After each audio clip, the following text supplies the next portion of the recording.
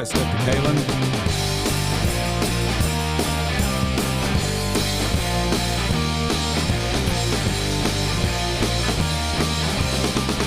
Here we go. 3, 2, 1. Boom! And welcome to the Big Honker Podcast. Did you know? Brought to you by Mallard Bay. Check out Mallard Bay for all your hunting and fishing trips. So, you ready for this one? Because I got two outstanding did you know. You're setting the bar a little high. Are you ready? I am. Okay. In 1945, Hitler had a secret plan to bomb New York from orbit. Okay. A space plane faster than sound, a nuclear arsenal, and flying saucers. And this wasn't science fiction. It was a terrifying future Nazi scientists almost created, and here's how it started. On the remote island of Peenemünde, and I'm sure I said that way wrong, off the Baltic coast, Germany's top engineers built the cradle of modern rocketry and aerospace. This complex was Germany's equivalent of NASA's Cape Canaveral to create revolutionary weapons that could turn the tide of war. Werner von Braun, you've heard of him. He's the father. You have or you haven't? I have. He's the father of modern rocketry. Eugene Sanger was a visionary behind a supersonic spaceplane, and Werner Heisenberg, Nobel Prize-winning physicist at the forefront of nuclear fission research. One of the most ambitious projects was the Silverbird, a supersonic suborbital spacecraft capable of dropping bombs on the U.S. before gliding back across the Atlantic. Key facts about the Silverbird is it would be it would go 13,000 miles per hour, range over 12,000 miles, enough to bomb New York City and return to Europe. If completed, this space bomber would have changed the war, but it remained a blueprint, a what-if in history. Germany's vengeance weapons were created as retaliation against Allied bombings. The Buzz Bomb, the world's first cruise missile, a pulse jet drone capable of reaching 360 miles an hour. The V-2 rockets, the first long-range ballistic missile capable of reaching 3,000 miles per hour and hitting targets over 200 miles away. The V-2 rockets were terrifying for two reasons. It traveled faster than the speed of sound. It was a forerunner of modern ICBMs, intercontinental ballistic missiles. Between 44 and 45, the Germans shot 3,000 of the V-2s were launched, causing widespread destruction in London and Antwerp. In a desperate move, German engineers converted the V-1 rocket into a piloted version, the Richenberg. This flying bomb was designed to carry out suicide missions. So the Germans basically had kamikaze pilots that they were using these missiles for.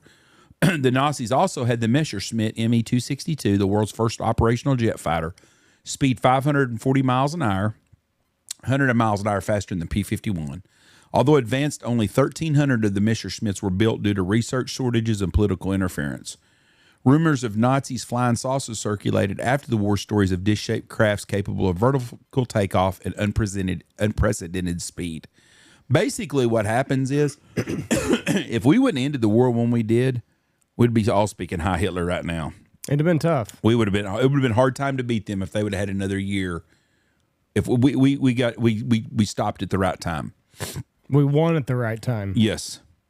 So anyways, that was my part about the German thing, but that was not the one that I wanted to talk to you about. Or that is one of them I wanted to talk to you. I got to find my other one right here that I had. The next one we're going to talk about is a little old thing called the Titanic. Mm-hmm. Do you know who owned the Titanic? No. A gentleman named J.P. Morgan. He was one of the big owners. Yeah, I did know that. He canceled his ticket at the last minute. His biggest financial rival stayed on board and never made it back. So here's the story. I got to get to it now. Come on, let's go. So today. The Titanic struck an iceberg on April 14th, 1912, killing over 1,500 people. A lot of people don't think the Titanic sunk by accident. Do you know that? I do know that. Amid the conspiracy. What? Do you know what it's about, though? Yeah, there were people on there were, I think it was when they were going to set up a Federal Reserve. Yes. Yeah. J.P. Morgan suggests that Morgan, the most powerful financier of the time, deliberately orchestrated the disaster for financial gains. I'm cutting out here. Come on. A year before the disaster, the Olympic was involved. He had a boat called the Olympic. Mm-hmm. It was a complete replica of the Titanic. And it was involved in a collision with the Royal Navy cruiser, Her Majesty's ship, the Hawk. It was badly damaged and declared uninsurable. So what the White Line did, here's the story, is they took what he did, they repainted this ship and they named it the Titanic. And they knew that it was not seaworthy.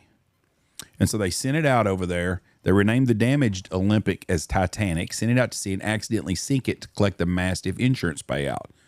J.P. Morgan was the power behind the White Star Lines. At the time, he was consolidating control over the U.S. financial system through the creation of the Federal Reserve. Three of the biggest opponents to the Federal Reserve were aboard the Titanic.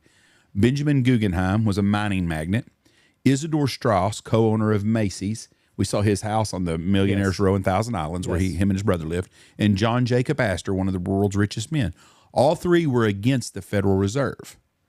None of them survived. J.P. Morgan had a first-class ticket, and that morning he decided he wasn't getting on the boat. In 1985, when they pulled up the Titanic, researchers discovered that the hull had been blown out. So something happened on the inside of the ship to blow it out. Mm-hmm. Some claim a fire had been burning in the coal bunker before the Titanic even set sail, because there's some pictures of it before it leaves, and you can see a hot spot on the side of the ship. When survivors arrived back in England, the White Star Lines locked them in a warehouse for 24 hours. Officials allegedly told them never to speak about what they saw. Then no thorough investigation took place, and no one was ever held responsible. The U.S. government and British authorities closed the case. J.P. Morgan, meanwhile, went on to establish the Federal Reserve the next few years, securing the place as the most powerful man. So J.P. Morgan controlled the White Star Line. He canceled his tickets that morning. Three of his biggest rivals died aboard on it, and there are serious discrepancies in the Titanic's construction, sinking, and insurance. Coincidence, maybe, or maybe not. What are your thoughts on that? Is that our first big conspiracy theory? Right. It might be. Yeah, I don't know. I've also heard that there's like twin boats, and I think that was the story on the twin boat. Right. Is that there was one, they renamed it so they could insure it. Yeah, I don't know.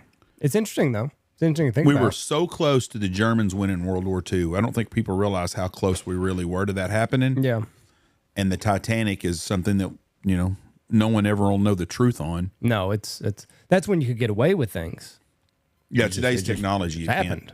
Yeah, I mean, no thorough investigation. It's at the bottom of the ocean. How are you ever gonna do an investigation on that in 13? I saw Elon Musk come out today says, did you know on the radar systems that are what do you call that? Antiquated or antiquated? The old radar systems our country's using. Mm-hmm. So there's no reason in today's world we can't have 3D screens for all their traffic controllers to have to show exactly where. He said we can make it so much simpler and easier if we wanted to. The guy obviously is a smart man, and he knows, and he probably can fix it in about 3 days. Right. Yeah. Anyways, that's my Did You Know for this week. All right, my turn. Do you know why New York City streets are laid out so differently? I didn't know they was laid out differently. You never seen a picture of Manhattan? Well, yeah, I've been in Manhattan many times, but I just never known it. Let's take a little look-see. They're all one-way streets, aren't they? No. So everything above Houston Street is laid out in a grid. Is Houston Houston, like our lady says on her GPS? Pronounce Houston. Okay, it's Houston Street. Okay, Houston is how you pronounce it. If you're a New Yorker, if you appreciate New York like I do. Well, in Fort Worth, my GPS says Houston when it's Houston, but go ahead. Hold on. Manhattan. We'll just do a little. I'll pull it up for you. I can pull up on my phone and look at street maps, so you don't have to go through all that. So. No. I want to put it on the big screen. No. Street map. Give me all of Manhattan. So, here you go. Kind of a shitty picture, but I'll pull it over there for you so you can see. So, if you notice, everything up here. Oh, no. What have I done? Okay, I'm looking at it on my deal, so. Okay, everything above Houston Street's laid out in a grid like that. And then you get below Houston and everything is just kind of mumbo-jumbo. This is just in Manhattan. Yeah, doesn't make sense. So, here's the reasons why. Early settlers, the Dutch, they inhabited everything below Houston Street. So they're the ones that made up the roads back in the day. Lower Manhattan and West Village, these streets reflect the Dutch in the original paths that they took. So this would be like in Chinatown and stuff? Yeah. Okay. So Broadway is the longest street on Manhattan. It doesn't follow the grid, Instead, it was created by the island's native inhabitants. So it runs, I think it's like 13 miles or whatever. From the British so when after the American Revolution, we started expanding. I guess it would be north. Probably It would be north. Yes, they Battery Park. Battery the Park south is end. in the south. They started there and then they went north. Correct. And then as the Americans took over and started growing Manhattan, they laid out the grid pattern. Everything below Houston Street was already kind of there and kind of mixed and mumbo jumbo. So, where am I at here? I think I was just going to start down there. Broadway, from the Dutch colonial days through today, its name has not changed. However, the native tribe were there. They called it something. The Dutch developed the path, and then the British widened the path. And then it became the name Broadway after they widened it. Okay, makes sense. It runs 13 miles within New York City, from the very tip of Lower Manhattan through the Theater District, then the Bronx. It continues another 18 miles until just north of the town Sleepy Hollow. I did not know that. Because it developed along the trail and then progressed into proper thoroughfare, before the grid system began, it runs on a diagonal. It goes all the way to Sleepy Hollow? That's what it says right here. Damn, I didn't know. I was in Sleepy Hollow. I didn't see a Broadway. It says right here. I don't know if that's the case or not. I did not realize Broadway went past the park anyways. I didn't realize it went into Harlem and Bronx. Runs all the way up there. Here's some cool facts about Broadway. In most places where Broadway intersects with both an avenue and a street, you'll find green space. The major ones to know from south to north are Union Square, Madison Square, Herald Square, Times Square, Columbus Circle at Broadway and 8th Avenue. Those were all parks at one time? Yeah, I guess so. All green squares. So that's what you got there. Before the grid implementation, roads existed. Dutch colonists who settled Manhattan as New Amsterdam created the roads at the tip of Manhattan. As the colony was branded new and still small, there was no need to consider a logical layout, and basically they just kind of followed how probably the easiest way to traverse it, probably. In 1664, British took control of New Amsterdam and renamed it the City of New York. As more and more colonists arrived from England, the city grew. Most thoroughfares were carved out. The roads followed no system as they developed primarily off of land ownership and natural demarcations. For example, in Greenwich Village, there is a Moneta Street. I'm probably not pronouncing that right. From the Native American name for a small brook that ran through the area. Delancey Street in the Lower East Side is named after the landowner from colonial times. After the American Revolution ended, New York grew rapidly. New York City's Common Council understood you got to have a system for people to navigate it. So they're the ones that put in the grid system in New York City. Did you know that all avenues, I think, run north and south? Streets run east and west? Yep. You didn't know that? I didn't know that. Okay. All right. New York is a cool place. If you've never been there, it is something to go see. It's unlike any other place in the United States. It and Boston are two just really cool towns. New Orleans is one of them. Mm-hmm. But New York, Manhattan area is really an amazing place to see. Fifth Avenue divides Manhattan in half. West of Fifth Avenue is considered the west side. Not surprisingly, east of Fifth Avenue is considered the east side. Second, the grid. That's back to Houston Street. So anyway, that's how you divide Manhattan. Okay, so the one I was going to get into from last week, Rome. So I finished Gladiator. I figured out why it took me so many times to finish it. It's not a good movie. I've never seen it. Gladiator 2. Never seen it. Don't waste your time. Wait, is Gladiator 1 the one with what's his name? Russell Crowe. That's not a bad show. Oh, it's fantastic. It's fantastic. I don't know why anybody in their right mind would try to remake something like that. Oh, this is a remake of Gladiator? Not a remake, a sequel. I don't know why you would try to. It was perfect the way that it ended. It was a perfect show. I don't know why they tried to do this again. It was awful. It's 2.5 hours. It's bad. Some of the fight scenes are okay, but like you're trying to recreate that spark and it's just not there. So like it took me 5 or 6 times to sit down to finally get through it. The last time I had like 15 minutes left, Jesse sat down next to me and I said, if I didn't have 2 hours and 15 minutes invested into this, I would turn it off. It's not good. Like skip Gladiator 2, watch Gladiator, the first one. But anyway, it got me thinking, Rome was ahead of its time whenever it was at its peak, and cutting edge. Like America, it crumbled. Here's why it crumbled. Ancient Rome had a birth rate crisis, much like America. In 300 AD, Rome was a city of right around 1 million people. 200 years later, there were hardly enough people to fill up the Colosseum. Fertility collapsed so rapidly in modern Italy that 1 million births from 1964 is down to around 400,000 from last year. We'll skip that. Italy's birth rate is 1.2, but the most catastrophic in the world is South Korea with 0.72 children per woman. The numbers of births in South Korea will halve every 20 years at this rate. Here pretty soon, the U.S. will have more people over 65 than children.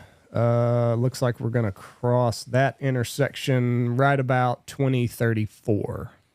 In 2034, we'll have more adults and kids. We will have more people over the age of 65 than children under 18. So I will be that group. So you'll see it. Okay. When the population does start to fall, it will compound at a terrifying speed. Italy is already entering its decline, and the last Italian could be born in under 200 years from now. The problem is when societies enjoy sustained periods of wealth, birth rate declines at a precipitous rate. It seems counterintuitive, but it can be explained. In ancient Rome, the wealthy became more concerned with status than with having a family. No children to inherit your wealth meant you could use your wealth to acquire status and influence. Analysis of skeletons from the Herculean have shown wealthy women were having less than 2 babies on average. Big problem when the replacement rate was you needed to have 6 or more because you're going to lose quite a few infants to mortality. When the population drops off, you don't get to enjoy more space and cheaper housing. Everything falls apart. Rome's buildings were slowly picked apart for the material by a small population with no use for the great arenas. Of course, Rome, urban areas collapsed for other reasons too. Invasions, disease, famine. But these were problems they had and overcome before, so it shouldn't have been a big deal. People think Rome fell to the conquest, but by the time the 5th century invasions, it had long ago fallen to something much worse, total apathy. Rome had long since stopped producing Romans. To hold the crumbling empire together, Rome had for decades imported masses of barbarians to supply its armies. They didn't have enough people to have a Roman army, so they brought in barbarians. When the last Western emperor was deposed in 476 AD, it was the barbarians that did it. I wonder if it's the Hessians.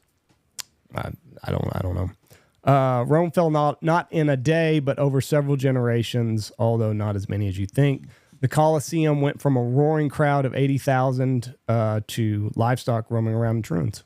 So, the they Colosseum brought in their own problem. The Colosseum was probably comparable to the Sphere today. I saw someone who was at a concert at the Sphere in Vegas, right? The Eagles concert, and it was amazing. The stage and it's a really cool cutting edge deal. And that's the way that the Colosseum was. They could flood that thing. Oh yeah, I saw that in Gladiator too. They had battleship fights. They had a battleship fight. That's pretty good. That's interesting. Why is that stupid? Stupid show. Great engineers. Oh, I didn't see that show. I'm going to tell you something real quick to watch. It's been out a couple of years. I watched it the other day. If you like history like I do, Washington on Amazon Prime. It's like a mini documentary series. It's like 8 episodes long, but they've got actors portraying, but they got people that actually talk. That H.W. Brands, the historian at Texas, I really like listening to him. Anyways, he's on part of that. It's a very good documentary a movie show about George Washington. What an amazing man he was. Yeah. All because the British would not make him a general. That's basically what it was all about. He got disenfranchised with the British and went back to the farming, and then they started overtaxing and stuff. But what an amazing man. He was a traitor. He was. Him and Benedict Arnold both. Just a traitor. Well, I don't know if I'd claim a traitor. He lived in Virginia and was raised in Virginia. He was an American. But he was not a loyal British subject, Jeff. No, he wasn't. He left because of that. Not a loyal British subject. He didn't leave and like the next day go in the Colonial Army. But it's an interesting, I'm just busting your balls. Story. He was a hell of a man. That is an interesting thing to think about, though. Like, you gotta to build what we have today. They had to turn their back on the motherland. Well, the motherland had turned their back on them. Yeah. It wasn't like just the guys come over here and said, you know what, we don't want to be British anymore. They just wanted their cut of the pie. It was over a long period of time. They just wanted their slice of the pie. Who? Britain. They wanted more than their slice. Yeah. But anyways, but that's a very good, if you like history, I would really recommend watching Washington. Is very, very, very good. I've watched a lot of TV the last couple of nights. I've watched a lot of old series I've been really enjoying. I watched Tulsa King again. Started the second season of it. I watched the first season. I didn't watch it. I like that. Sylvester Stallone, that's probably my favorite thing he's been in. I've never seen it. It's really good. I'll take your word for it. I had to watch Landman one of these days. All right. Well, thank y'all very much. Peace. Go to New York City. It's a great place. Well, maybe not now, but I'd still go to New York City. It's some place you need to see. If you've never been there, you need to see every place. Cut out Los Angeles and San Francisco. And what's a shame is I would really like to explore That's what San Francisco. I watch since we're on shows. I am a sucker for an OJ Simpson documentary. It does not matter how many times I know the story, front, back, center. I don't get it. Every new documentary about OJ Simpson, I'm here for. And the new one on Netflix, it's 4 episodes. Masterpiece. Better than any one that I've ever seen. I just can't get into it. I guess because I lived through it, so I didn't. I lived through it.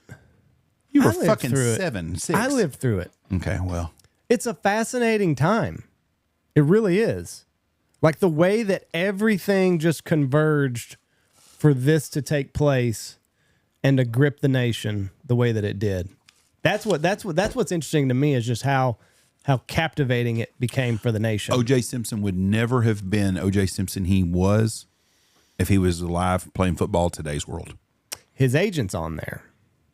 And he said, because they condemned Rockingham because he was behind on his taxes, minus not paying the Goldman and Brown family the $33 million he was supposed to. So they foreclose on Rockingham. Last night they're there. It's just him and OJ, agent and OJ, and they're sitting by the pool. And somehow the night got brought up, and the agent asked, "So what really happened that night?" And he said, "Do you think that I did it?" He said, "There hasn't been a moment that I thought you were innocent." And he said, "Really?" He said, "If Nicole had not answered the door with a knife in her hand, she'd still be alive today." There you go. So that's according to the agent.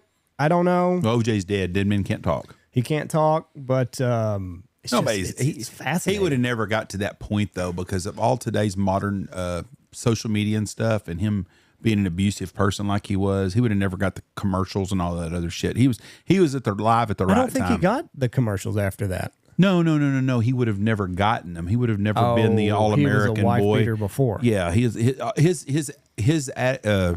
his reputation would have cost him today's world. Probably, yeah. I read an interesting deal about Sean Alexander, the NFL MVP that played a couple years ago. Do you know that he has 12 kids? Oh, his wow. wife do. He had one that passed away when it was 2 months old, but be fruitful and multiply. He was talking about the transgender ruling yesterday, and he's got a bunch of daughters, and his wife played college basketball. But it was interesting. I read a deal on him. It's a pretty interesting guy. All right, let's get out of here because we're going to do our Super Bowl one. Okay, so go check out the OJ documentary. It's fascinating. It's 4 episodes. I don't know how they get the footage for these things. I really don't. Like, there's footage from the night that the Bronco chase. That was another thing that got OJ the not guilty verdict, is that Bronco ride. Yeah, because everybody was in tune then. Everybody felt sorry for him because he was going to commit suicide. Yeah, I was. So everybody was like, "Oh, this poor guy!" Like, he's in the back of the car going to shoot himself. But they said if the detectives, if they would have gone and picked him up the way that they wanted to do, you wouldn't have had the Bronco ride. You wouldn't have had this sympathy for OJ. You wouldn't have had OJ run. His ex-wife called in on like Fox News or something and was like, "Run, N-word, run," is what his first wife said. She's like, "They're gonna kill you if you don't run." But then they made Furman out to be the villain. Yeah, we were bar hopping, going to bars that night, Yeah. and we held off going to bars. Watch OJ. Bunch of college drunk, horny guys. Instead of going out bar hopping, You watched the 30 mile an hour. Oh, they're gonna shoot his ass. Nope. That was another thing. So they got the lead SWAT guy, and he's like, if you come out with anything, we're gonna shoot you. You got to come out with nothing in your hands. And OJ had a picture of Nicole in his hands. Like they were seconds away from shooting OJ, and he'd had nothing but a picture in his hands. They said, if you thought L.A. burned because of Rodney King, if you shoot OJ on live television, L.A. will be no more. And OJ didn't even have anything to do with black people. That's what's funny about That's what that he deal. said. That's what the SWAT guy. Nothing to do with the them. SWAT guy said. He said, we left Brentwood, and he said, I'll never forget. OJ looked around, and he's like, what are all these N-words doing in Brentwood? And he's like, that took me back. He's like, I was floored after he said that. But that came from the negotiator who rode with OJ to the police station. Yeah, OJ's like, who are these people? I don't hang out with these people. Yeah. Yeah. But anyway, it's fascinating time. Go watch it. Everybody loved OJ Simpson until then. That's a shame. He was an American hero. He got off. Thank y'all for listening to us. God bless you. And he was guilty. Bye. OJ did it. What was it?